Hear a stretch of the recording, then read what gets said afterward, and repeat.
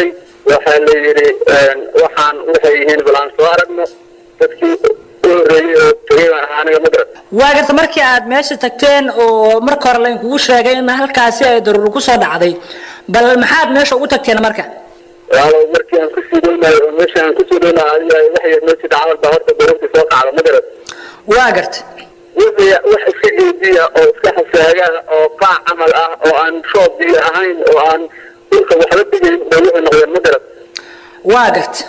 haddii markii si fiican camal maryaa iyo taas loo dhacay gacanta saas oo kale sidii waxa la qabanaya camal ma taas oo kale intii waxay iska soo raacay wax qabow ah oo muddo ma aan wax kale soo haasan oo biyo ama ilaahay markii mudana kamaanta dadku u jeeda qof aan arkay wax lagu sheegi karo qofku u jeeda oo daranay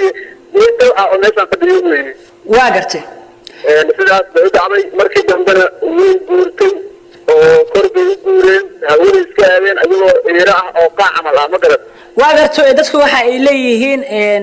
waxa halkaasi ku soo dhacay waa daruur bal marka inoo sifee dadka aan arag bal u sifee wuxuu waa qaab nuucay iyo marka ay soo dageen sidee ahaayeen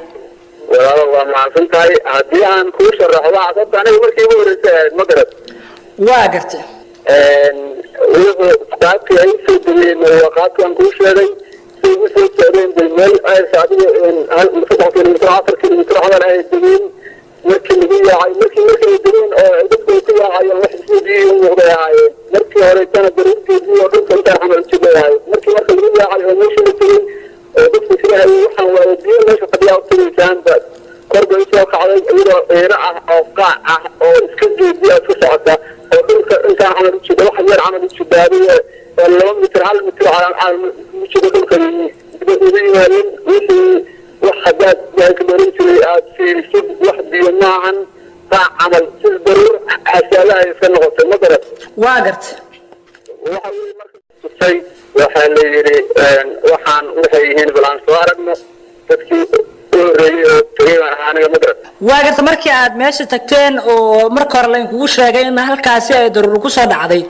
bal maxaad meesha ugu tagteen marka walaal markii aan ku sidoonaay oo meesha aan ku sidoonaay waxay waxa la qabanaya camal ma taas oo kale intii waxay iska soo raacay wax qabow ah oo muddo ma aan wax kale soo haasan oo biyo ama ilaahay markii mudana kamaanta dadku u jeeda qof aan arkay wax lagu sheegi karo qofku u jeeda oo daranay inta oo meeshan fadhiyo waa gartay sidaas bay dhacday markii dambena way guurtay oo korbay guureen hawada iska aadeen ayagoo eera ah oo qaac camal ah ma garad waa gartay dadku waxa ay leeyihiin waxa halkaasi ku soo dhacay waa daruur bal marka inoo sifee dadka aan arag bal u sifee wuxuu waa qaab nuucay iyo marka ay meesha dhacday baa horta daruurti soo qaaday ma garad waa gartay wax iska jeediya oo iska xasaaga oo qaac camal ah oo aan shoob ahayn oo aan dhulka waxba digin wuxuu noqday ma garad waa gartay haddii markii si fiican camal maryaa iyo taas loo dhacay gacanta saas oo kale soo degeen sidee ahaayeen